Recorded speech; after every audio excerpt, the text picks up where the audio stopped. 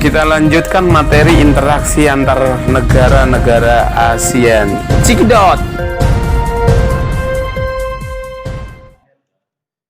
Ya, nah kerjasama di bidang politik dan keamanan. Beberapa contoh misalnya kerjasama di bidang politik dan keamanan adalah Traktat Bantuan Hukum Timbal Balik di bidang pidana, Treaty on Mutual Assistance in Criminal Matters, katanya gitu ya. Yang kedua, Konvensi ASEAN tentang pemberantasan terorisme, ya, Konvensi on Counter Terrorism. Nah, kemudian ada pertemuan para menteri pertahanan yang bertujuan bagaimana mempromosikan perdamaian dan stabilitas kawasan melalui dialog kerjasama di bidang pertahanan dan keamanan. Makanya ketika terjadi masalah-masalah di negara ASEAN kadang tetangganya ikut campur. Artinya kenapa? Ini bicara pertemuan dan pertahanan perdamaian tadi. Siapa yang mau jadi mediator? Misalnya satu negara misalnya Thailand dalam gejolak politik di negaranya terjadi misalnya secara internal itu terjadi gejolak, maka biasanya Indonesia atau negara ASEAN akan membantu menjadi mediator. Ya, untuk apa tujuannya tadi? Stabilitas perdamaian, stabilitas kawasan melalui dialog dan kerjasama. Ini tujuan ini juga di bidang politik dan keamanan. Kemudian yang keempat adalah penyelesaian sengketa Laut Cina Selatan. Ini yang menjadi PR kita bersama. Kemudian yang kelima kerjasama di bidang politik dan keamanan adalah kerjasama pemberantasan kejahatan lintas negara yang mencakup pemberantasan terorisme, perdagangan dan lain sebagainya. Ini sering dilakukan. Misalnya kejahatan lintas negara begini. Belum lama kalau kalian nonton TV nih, yang nonton TV nih kan ya, kejahatan lintas negara. Ada kejahatan yang buronan mungkin narkoba ditangkapnya di Bali. Atau mungkin kita pernah dulu koruptor kita ketangkapnya mungkin di negara Kolombia. Ini adalah kerjasama. Atau banyak yang ditangkap di Malaysia. Jadi ini ada kerjasama di bidang politik dan keamanan, artinya lintas negara. Kemudian yang keenam kerjasama di bidang hukum, bidang migrasi, kekonsuleran, kemudian serta kelembagaan antar parlemen. Artinya ketika terjadi pelanggaran hukum di suatu negara, maka pemerintah juga berkewajiban. Misalnya yang sering terjadi adalah TKW kita sering melanggar hukum, misal di Arab, mungkin mau dipancung gitu ya. Tapi apa yang terjadi? Pemerintah juga melakukan bantuan hukum. Bantuan hukum bagaimana misalnya warga negara kita atau warga negara Indonesia yang di sana yang mengalami misalnya bantuan hukum itu satu dibela. Kemudian bagian migrasi, artinya ketika ada migrasi yang ilegal dan legal, artinya gini, orang masuk ke Malaysia itu aja banyak sekali melalui jalur-jalur ke belakang. Nah, ketika terjadi pelanggaran hukum, kewajiban pemerintah juga akan membantu. Gitu.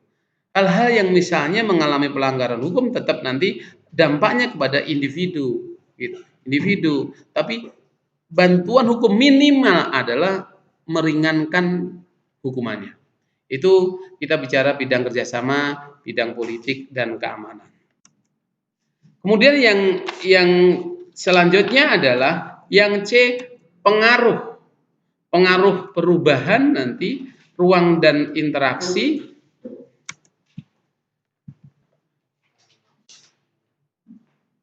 Ya. Nah, sebelum pengaruh ada mungkin yang C, bentuk kerjasama di bidang pendidikan. Bentuknya apa aja? Mungkin ada kita ASEAN Council of Teacher Convention. Artinya kenapa kita pernah bicara di Bali, gitu, temanya bagaimana membangun sebuah profesionalisme, kualitas guru, gitu ya. Ini organisasi guru dari Indonesia, Brunei Darussalam, Malaysia, Filipina, Singapura, Thailand, Vietnam, serta Korea Selatan. Bagaimana misalnya membentuk profesional guru dan kualitas.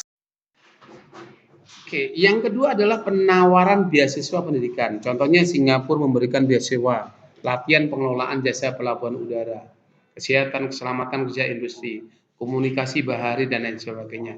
Contoh lain adalah Indonesia juga memberikan beasiswa pendidikan kedokteran, bahasa, dan seni kepada pelajar negara-negara anggota ASEAN dan kawasan negara-negara berkembang. Itu adalah bentuk-bentuk kerjasama dalam pendidikan. Makanya kalau misalnya sampai sekarang juga ada namanya pertukaran pelajar atau pertukaran mungkin mahasiswa. Ya kamu cari informasi, nah bagaimana kita bisa ikut kegiatan tersebut, terjun seperti itu, cari informasi. Sekarang kan gampang, kamu tinggal nyari di Mbah Google aja kan, itu terjadi. Sampai sini ada pertanyaan?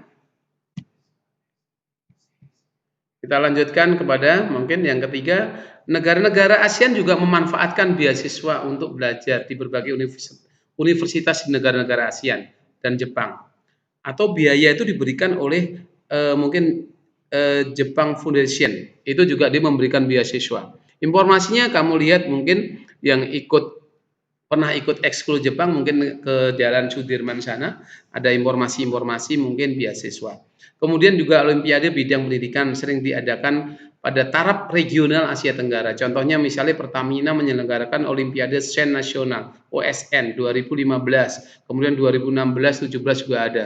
19 kemarin saya belum dengar, 20 apalagi sekarang ya. Jadi ada beberapa mungkin kegiatan dalam rangka apa ini? Dalam rangka kerjasama di bidang pendidikan negara-negara Asia. Sampai sini ada pertanyaan? Silakan. Kalau ada pertanyaan silakan ketik kiri atau melalui kan ya. Ada nanti kita bahas. Silakan kalau ada pertanyaan. Kalau tidak ada pertanyaan, pertemuan pada pagi hari ini kita cukupkan sekian dulu. Terima kasih.